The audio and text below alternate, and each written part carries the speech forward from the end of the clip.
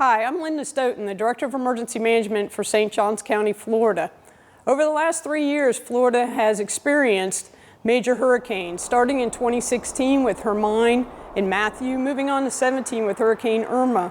In 2018, the Panhandle counties were hit by Hurricane Michael, a Category 4 storm with 20 feet of storm surge, impacting many counties in the Panhandle and also the state of Georgia. St. Johns County agencies had the opportunity to respond to Hurricane Michael under a mutual aid agreement that was put in place in the state of Florida after Hurricane Andrew. In this video, we want to talk about some of the things that we learned and some tips and ideas to make your family more resilient should St. Johns County face a major hurricane this season. In the deployment to Hurricane Michael, we saw the community was experiencing difficulties in getting themselves back together. One of the main struggles was those that were underinsured or not insured at all. So what we really wanted to bring back to our community and make sure that all of our citizens are prepared for: destruction, damage, and flooding. Flood insurance is going to be completely separate from your normal homeowners or renters insurance. Those that are not in flood zones all often say, well, I don't need flood insurance, I'm not in a flood zone, I'm not required to have flood insurance. As many as 20% of flood claims come from outside of designated high-risk flood zones. A good rule of thumb is, if you live in Florida, get flood insurance.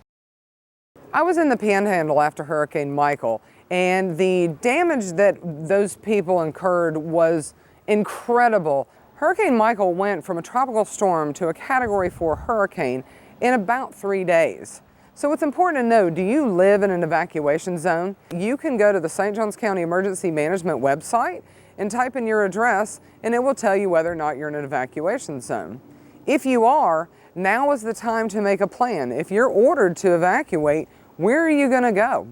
Once you get to your safe evacuation spot, we ask you to stay there until the evacuation order is lifted. It may not be safe for days to come back because roads are going to be blocked, power is going to be out, and the services that you're accustomed to are not going to be available, sometimes for a very long time post-storm.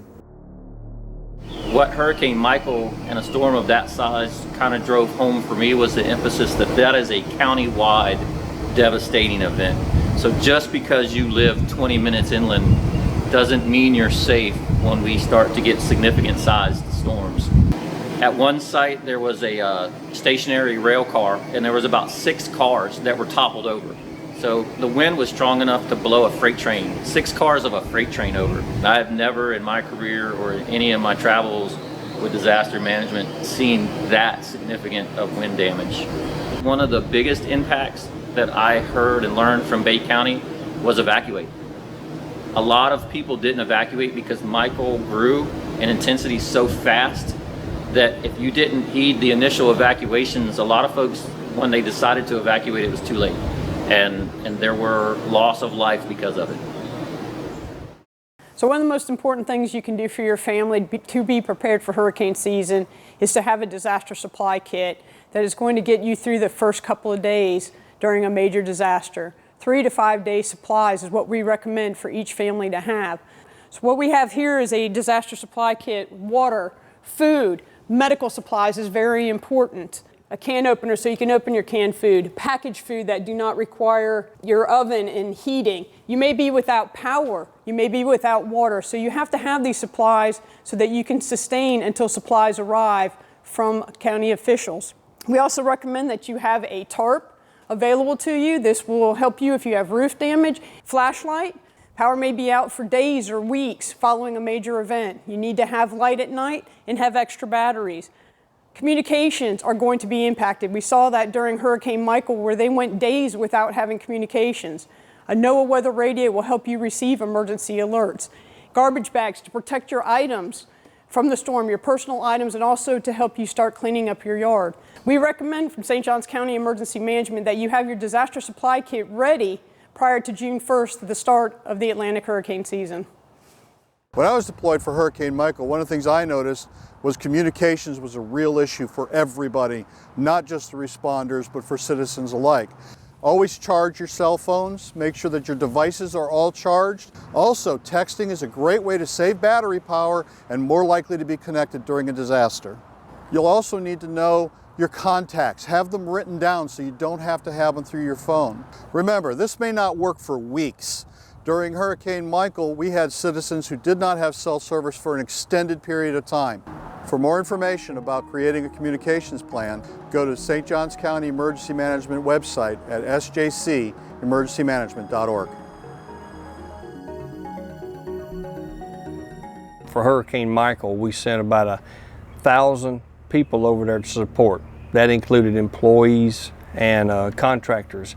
When they got over there, they seen a lot of debris damage from trees that caused our poles and wires of the utility we were supporting to fall down. We had to take their existing infrastructure, go out there and set a bunch of poles and ring string new wire to get their facilities back to normal.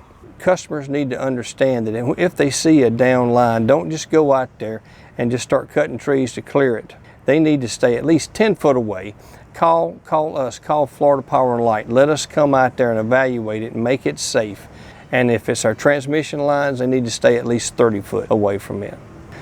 So I think the thing that that I saw in Bay County that has particular resonance here in St. Johns County was the speed at which the storm blew up and hit the land. It was really only a matter of days before the storm went from a tropical depression that people barely knew existed in the Gulf to a major hurricane.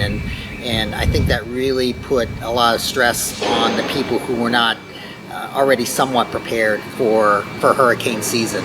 People need to get their preparations in place, have the supplies that they need, know where they're going to go, have their evacuation arrangements in advance, because it could be something to where instead of 5 or 7 days notice, they might only have 1 or 2 days. My first impressions were the devastation that you saw just driving through the streets. It really hits home and it really humbles you to what Mother Nature is capable of doing. In Florida, we get used to, tropical storms, Category 1, no big deal, we've weathered this before, but we saw how quickly this storm progressed. So my big takeaway would be when you hear these storms are coming and it looks like we're gonna get a direct hit, then evacuate. You're always better safe than sorry. And if the storm ends up going a different direction or even downgrades, then you got a little 3-day vacation away at the very least. Try to look at it on the bright side. From my experience in dealing with Hurricane Irma and Hurricane Matthew, and in particular Hurricane Michael in Bay County, was that St. Johns County residents really need to be prepared when we know there's a hurricane coming, or even when we think there's a hurricane coming. It was heartbreaking to see what they were dealing with, 3 weeks, 4 weeks later. And there were 2 young boys walking down the street. They were still living in this environment, and trying to be children and trying to be little boys 3 weeks after it. St. Johns County, we're still recovering from Hurricane Matthew and Hurricane Irma, but they had no water, they had no cell service, they had no electricity, there was no air conditioning. And that environment, in Florida that's a tough environment to live in. And so more often than not, those people said, we wish we had left or we were able to leave.